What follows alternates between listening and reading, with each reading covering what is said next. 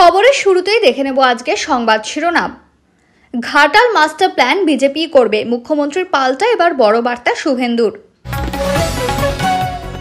NRC মানব না, যারা আইন করেছে তাদের বার্থ সার্টিফিকেট আছে, প্রশ্ন মমতার।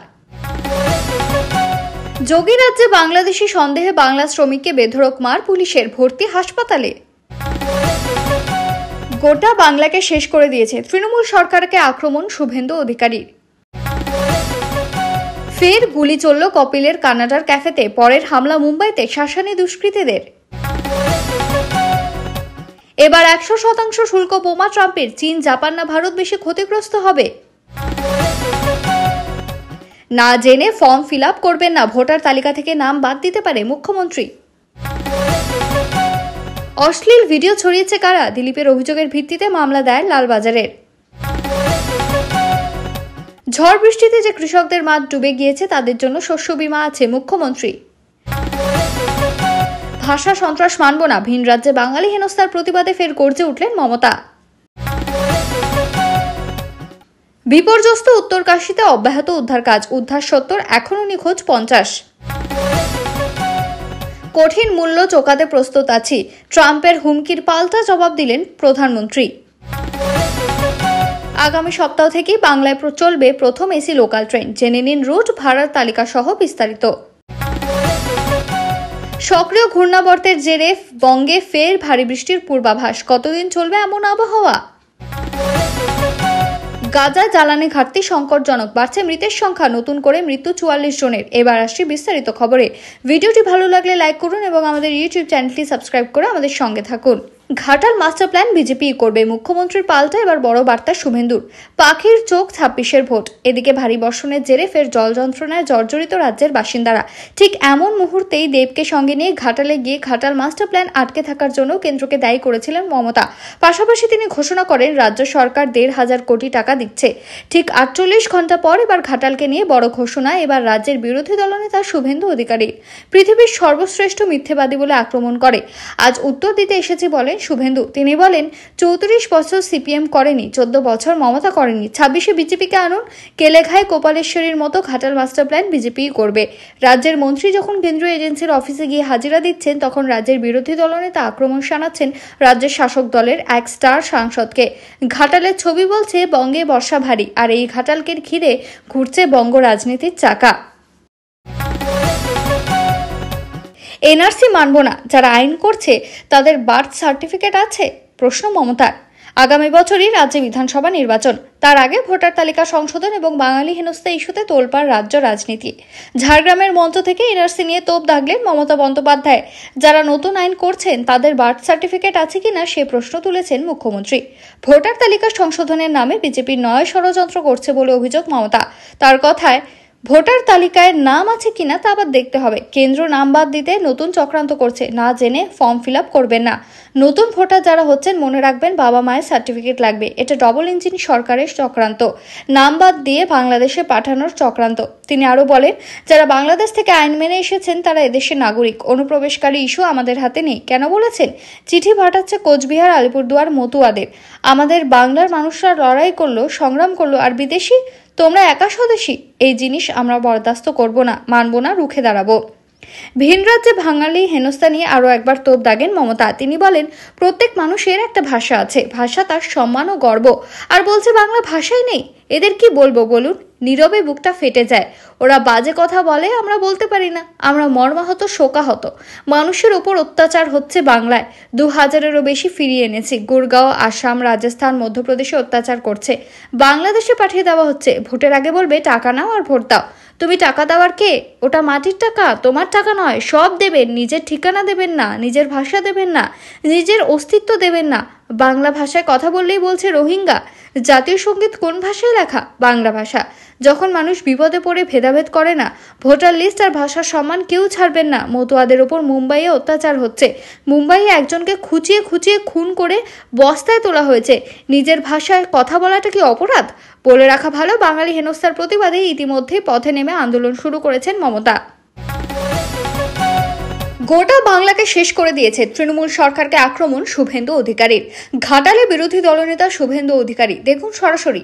বন্যা পরিস্থিতি পরিদর্শনে বিরোধী দলনেতা শুভেন্দু অধিকারী। ভোটার তালিকা থেকে রোহিঙ্গারা বাদ গেলেই চিৎপটাং। দুর্নীতির শিরোমণি আক্রমণ শুভেন্দুর। নিজের উত্তরীয় বিদ্যাসাগরকে পড়িয়েছেন মুখ্যমন্ত্রী, গোটা বাংলাকে শেষ করে দিয়েছেন। বন্যা ত্রাণের টাকা কোথায় গেল? শুভেন্দু অধিকারী বললেন, দুর্নীতির শিরোমণি গোটা বাংলাটাকে শেষ করে দিয়েছে। চাকরি নেই, শিল্প নেই, কৃষক আলু চাষি খতম, ধান চাষি খতম।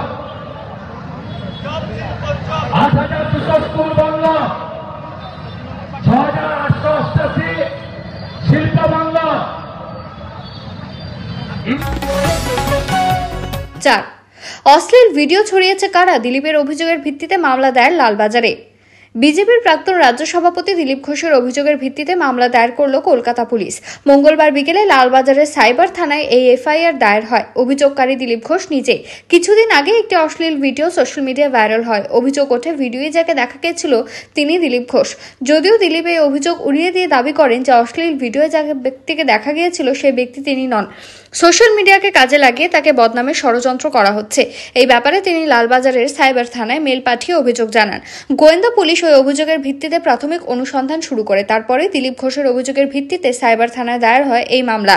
এফআইআরে বলা হয়েছে যে অভিযুক্ত ব্যক্তিরা ষড়যন্ত্র করে ইচ্ছাকৃতভাবে ভিডিও ছবি তোলে। ওই ভিডিওয়ে এক ব্যক্তির সঙ্গে এক মহিলার যৌনতার ছবি দেখা গিয়েছে।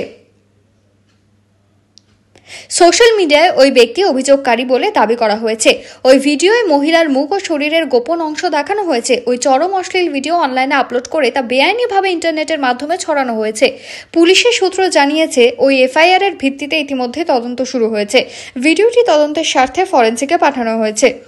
আগেই মেলে পাঠানো অভিযোগে দিলীপ ঘোষ লালবাজারকে অনুরোধ করে জানান, কোন সূত্র থেকে বা কোন ব্যক্তি এই ভিডিও ছড়িয়েছে তা যেন তদন্ত করে দেখা হয়। অভিযোগপত্রে দিলীপ ঘোষ 9টি সোশ্যাল মিডিয়া, ইউটিউবের সহ ডিজিটাল প্ল্যাটফর্মের নাম উল্লেখ করেন। সেগুলি ওই বিতর্কিত অশ্লীল ভিডিওটি প্রচার করেছে অথবা সেগুলির হাত ধরে ওই ভিডিওটি ছড়িয়েছে, এমনই অভিযোগ করেন তিনি। লালবাজারের সূত্রের খবর, যে ইউটিউব ও চ্যানেলগুলিতে অশ্লীল ভিডিও দেখানো হয়েছিল সেগুলির কর্তৃপক্ষকে তলব করে জিজ্ঞাসাবাদ করা হবে। তারা কিভাবে ভিডিওটি পেয়েছে তাও জানার চেষ্টা করা হবে বলে জানিয়েছে পুলিশ। ঝড় বৃষ্টিতে যে কৃষকদের মাঠ ডুবে গিয়েছে তাদের জন্য শস্য বীমা আছে। মুখ্যমন্ত্রী, ঝড় বৃষ্টিতে যে কৃষকদের মাঠ ডুবে গিয়েছে, শস্য ক্ষতিগ্রস্ত হয়েছে, তাদের জন্য শস্য বীমা রয়েছে। না জেনে ফর্ম ফিল আপ করবেন না। ভোটার তালিকা থেকে নাম বাদ দিতে পারে। সবাইকে ভোটার তালিকায় নাম তুলতে হবে। বলি, বাংলা নদীমাতৃক দেশ, ঝড় জল বন্যা আসে, যাদের মাঠ ডুবে গেছে, ধান ডুবে গেছে, আলু ডুবে গেছে, পাট ডুবে গেছে, তারা চিন্তা করবেন না, আপনাদের জন্য শস্য বীমা আছে। আমরা সরকার থেকে টাকাটা দিই, আপনার কোনো লোকসান নেই।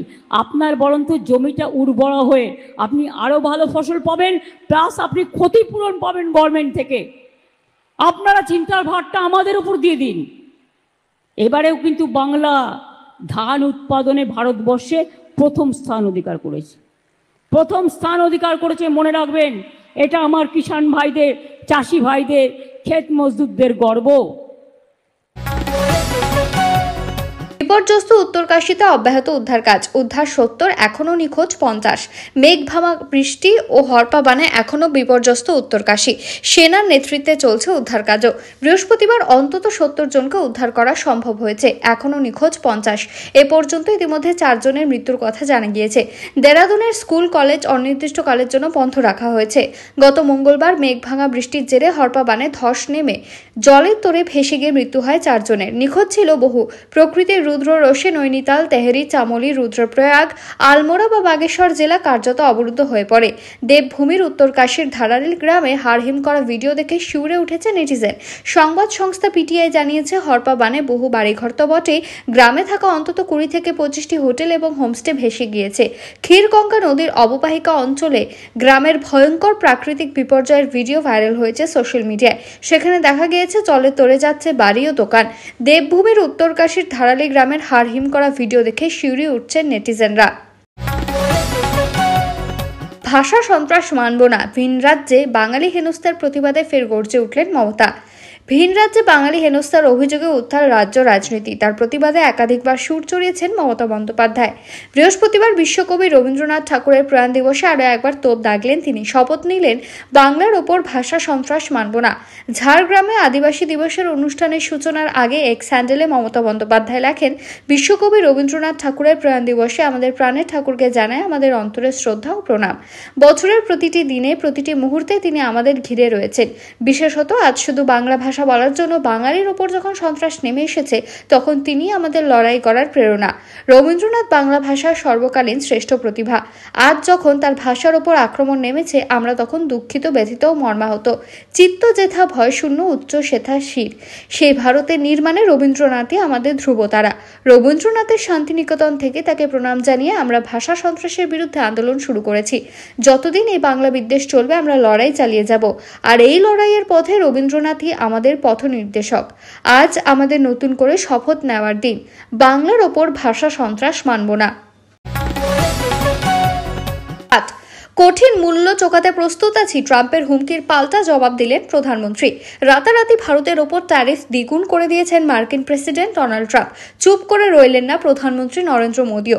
ট্রাম্পের ট্যারিফ হুঁশিয়ারির পাল্টা জবাব দিয়ে বলেন, কৃষক ও মৎস্যজীবীদের স্বার্থের সঙ্গে কোনো সমঝোতা করা হবে না। কৃষকদের সুরক্ষার জন্য কঠিন মূল্য চোকাতে প্রস্তুত। এদিন দিল্লির স্বামীনাথন সেন্টারে ইন্টারন্যাশনাল কনফারেন্সে বক্তব্য রাখতে গিয়ে প্রধানমন্ত্রী নরেন্দ্র মোদী বলেন, কৃষকদের স্বার্থই আমাদের কাছে সবথেকে গুরুত্বপূর্ণ। ভারত কখনো কৃষক, পশুপালক, মৎস্যজীবীদের স্বার্থের সঙ্গে সমঝোতা করবে না। আমি জানি এর জন্য আমায় ব্যক্তিগতভাবে বড় মূল্য চোকাতে হবে, কিন্তু তার জন্য আমি প্রস্তুত। কৃষকদের, মৎস্যজীবীদের জন্য ভারত প্রস্তুত রয়েছে। প্রধানমন্ত্রীর এই মন্তব্য মার্কিন প্রেসিডেন্টের ভারতের উপর অতিরিক্ত শুল্ক চাপানোর জবাব বলে মনে করা হচ্ছে। রাশিয়া থেকে তেল ও অস্ত্রশস্ত্র কেনার জন্য ভারতের উপর প্রথমে 25% এবং গতকাল হঠাৎ তা বাড়িয়ে দ্বিগুণ করে 50% করে দেওয়া হয়। ভারতও পাল্টা জবাব দিয়ে এই সিদ্ধান্তকে অন্যায্য বলে দাবি করেছে। ভারত নিজের স্বার্থ রক্ষায় প্রয়োজনীয় সব পদক্ষেপই করবে।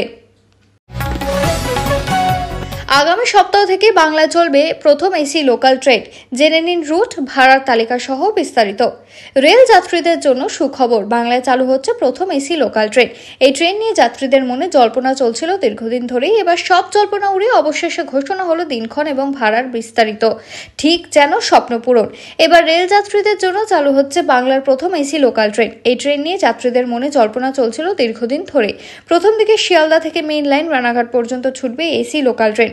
বুধবার বিবৃতি দিয়ে কথা জানিয়েছে রেল। ট্রেনের অভ্যন্তরীণ সজ্জার বিষয় বলতে গেলে এই ট্রেনের আসনের সংখ্যা 1128, আর এই এসি লোকাল ট্রেনে থাকবে 12টি কামরা। লোহার বদলে তৈরি হবে মেট্রোর মতো স্টেইনলেস স্টিল দিয়ে। মেট্রোর প্রতিটি কামরায় দুপাশে থাকবে স্বয়ংক্রিয় স্লাইডিং দরজা। এছাড়া থাকবে সিসি ক্যামেরা সহ জিপিএস নিয়ন্ত্রিত আধুনিক প্যাসেঞ্জার ইনফরমেশন সিস্টেম, লাগেজ রাখার প্রয়োজনীয় পোক্ত তাক।